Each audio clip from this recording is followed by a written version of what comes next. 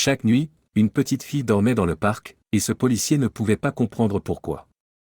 Mais quand il la suivit enfin, il pleura si fort en découvrant la raison. Au cœur de la ville, il y avait un parc où quelque chose de mystérieux se produisait chaque nuit. Une petite fille, pas plus âgée que 9 ans, venait au parc après que tout le monde soit rentré chez lui. Elle se recroquevillait sur un banc, se couvrait d'une couverture usée et s'endormait.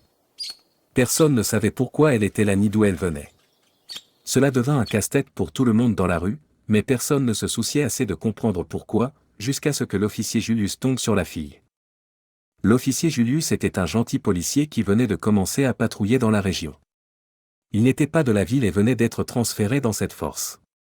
Durant sa première semaine de travail, il entendit parler de la mystérieuse petite fille. Naturellement, il devint curieux. Il se demandait pourquoi une petite fille dormirait dans le parc chaque nuit, et personne ne faisait rien à ce sujet. Cela le préoccupait, et il ressentait le besoin de savoir si elle allait bien. Alors qu'officier Julius commençait ses patrouilles nocturnes, il ne pouvait s'empêcher de surveiller le parc. Le vent des soirées fraîches d'automne le faisait serrer son écharpe autour de son cou. En marchant à travers le parc avec sa lampe de poche, il scrutait l'endroit d'un air détaché, espérant apercevoir la petite fille. Julius savait qu'il devait découvrir la raison de sa présence et s'assurer qu'elle était en sécurité. Alors qu'il balayait la lumière de sa lampe de poche autour de lui, il vit une petite silhouette sur un banc enveloppé dans une mince couverture. Inquiet, il s'approcha silencieusement, espérant ne pas effrayer la personne. En s'approchant, il vit que c'était bien la petite fille dont tout le monde parlait. Elle était recroquevillée, tremblante de froid. Julius s'approcha d'elle avec prudence, se demandant pourquoi un enfant dormirait seul dans le parc. Tapant doucement sur son épaule, Julius essaya de la réveiller. « Hey, petite, ça va ?» dit-il d'une voix douce. La fille ouvrit les yeux et vit un policier se tenant au-dessus d'elle. Sans dire un mot, elle attrapa rapidement son sac, roula hors du banc et courut aussi vite que ses petites jambes pouvaient la porter. Julius fut surpris par sa réaction. Il ne pouvait pas comprendre pourquoi la fille avait si peur. Il essaya de la poursuivre en criant « Attends. Je veux juste aider. » Mais finalement, elle disparut dans l'obscurité, le laissant avec des questions sans réponse. Incapable de la rattraper, il retourna à sa voiture de patrouille, troublé par la peur qu'il avait vue dans ses yeux. Se sentant responsable d'aider l'enfant, Julius décida de demander de l'aide aux services sociaux le lendemain. Il voulait en savoir plus sur elle, pensant qu'il pourrait avoir des informations qui pourraient éclairer le mystère. Cependant, à sa surprise, les services sociaux n'avaient aucun dossier sur la petite fille. Cela laissa Julius encore plus troublé, et il réalisa qu'il y avait peut-être quelque chose de plus profond dans le mystère de la fille dans le parc. Il devait découvrir ce que c'était. Déterminé à résoudre le mystère, Julius décida de patrouiller à nouveau dans le parc le lendemain soir. Il savait qu'il devait être patient et aborder cette situation différemment. En marchant à travers le parc, il gardait les yeux ouverts, espérant apercevoir à nouveau la petite fille. La chance était de son côté cette nuit-là. Alors qu'il scrutait l'endroit avec sa lampe de poche, il aperçut une nouvelle fois la petite fille près du même banc. Cette fois, il était plus prudent, essayant de ne pas l'effrayer. Mais cela ne servit à rien car dès qu'elle le remarqua, elle attrapa son sac et commença à courir. Mais Julius était déterminé à ne pas la laisser s'enfuir à nouveau.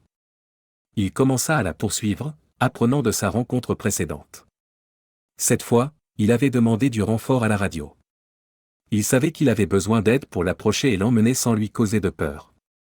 Mara arriva juste à temps pour l'aider. Mara était une policière compatissante, et elle se joignit à l'effort pour aider la fille. Alors qu'il se rapprochait d'elle, Mara lui parla d'une voix apaisante, lui assurant qu'ils étaient là pour l'aider, pas pour lui faire du mal. La fille, cependant, était toujours effrayée et commença à crier à l'aide. Cela troubla Julius. Il essayait vraiment de l'aider. Comprenant la nécessité de gérer la situation avec délicatesse, Mara s'approcha de l'enfant effrayé avec un calme et une assurance rassurant. Elle lui parla doucement, « Et, nous ne sommes pas là pour te faire du mal. Nous voulons juste nous assurer que tu es en sécurité. » Lentement, la fille commença à se calmer. Il semblait qu'elle comprenait qu'elle ne pouvait pas échapper à deux policiers. Les policiers réalisèrent que la fille avait encore un peu peur d'eux. Les emmener au poste de police plein de policiers pourrait ne pas être la meilleure approche. Mara décida d'essayer une autre tactique. Elle suggéra de l'emmener quelque part de moins intimidant mais plus sûr. La petite fille hésita, alors ils firent une promesse. Ils ne l'emmèneraient qu'à un café à proximité et prendraient un chocolat chaud. La promesse de chocolat chaud et le froid semblèrent l'intéresser, et elle acquiesça. Avec la présence réconfortante de Mara, ils sortirent lentement du parc, laissant derrière eux le banc sombre et froid où la fille avait dormi seule. Après avoir bu son chocolat chaud, les policiers commencèrent à poser des questions. Ils lui demandèrent son nom, et elle répondit doucement, Loi. Cependant, Loi ne donnait pas beaucoup d'informations, se contentant de dire que le banc du parc était l'endroit où elle dormait. Les policiers échangèrent des regards inquiets. Confus, Julius demanda, c'est là que tu dors, mais où sont tes parents?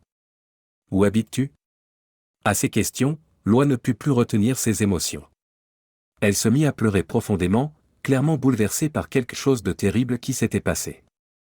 Malgré sa détresse, elle refusa de regarder les policiers, gardant son regard fixé sur le sol. Mes parents sont morts. Je n'ai pas de famille. Je n'ai pas de maison, avoua enfin Loi, sa voix tremblant de chagrin. Les cœurs des policiers se serrèrent à la révélation déchirante de son histoire. C'était une histoire horrible, quelque chose qu'aucun enfant ne devrait jamais vivre. Mais même s'ils comprenaient maintenant pourquoi elle dormait dans le parc, cela n'expliquait pas tout.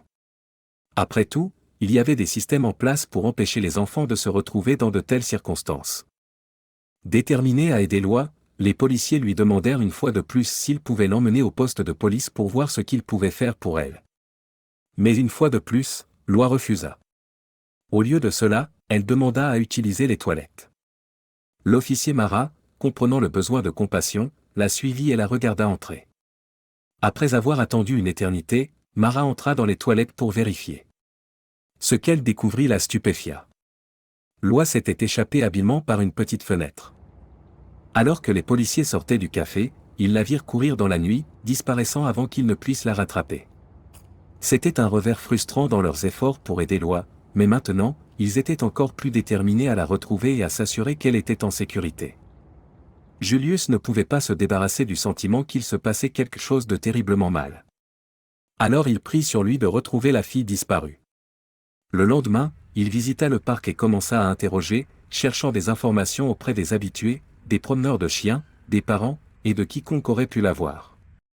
Malgré leur connaissance de sa présence, personne ne savait d'où elle venait. Se sentant frustré mais pas vaincu, Julius décida d'élargir ses recherches. Julius avait le pressentiment que Loi pourrait avoir des liens avec le quartier, même s'ils étaient lointains. Alors il commença à visiter les écoles locales et les centres communautaires, espérant trouver quelqu'un qui la connaissait. C'était une chance mince, mais il était déterminé à faire tout ce qu'il fallait pour l'aider. Et enfin, après des jours de recherche, sa persistance paya. Julius tomba sur un vieil homme qui reconnut Loi sur une photo qu'il avait montrée autour de lui. L'homme expliqua que Loi vivait autrefois dans la région avec ses parents avant qu'ils ne décèdent tragiquement dans un accident de voiture. La perte l'avait traumatisée et laissée seule, et depuis, elle vivait dans la rue. La révélation brisa le cœur de Julius, mais renforça aussi sa détermination à l'aider. Avec ces nouvelles informations, Julius contacta les services sociaux et organisa une rencontre avec Loi. Ensemble, ils purent lui fournir le soutien et l'aide dont elle avait besoin. Ce fut un long et difficile voyage, mais finalement, Loi trouva une famille d'accueil aimante qui l'accueillit à bras ouverts. Elle commença à fréquenter régulièrement l'école et commença lentement à guérir du traumatisme de son passé. Julius ressentit un soulagement en sachant que Loi était enfin en sécurité et bien soignée. Il était passé d'un simple policier curieux patrouillant dans les rues à un ange gardien veillant sur un enfant vulnérable. C'était un rôle qu'il assumait avec fierté, sachant qu'il avait fait une différence dans sa vie.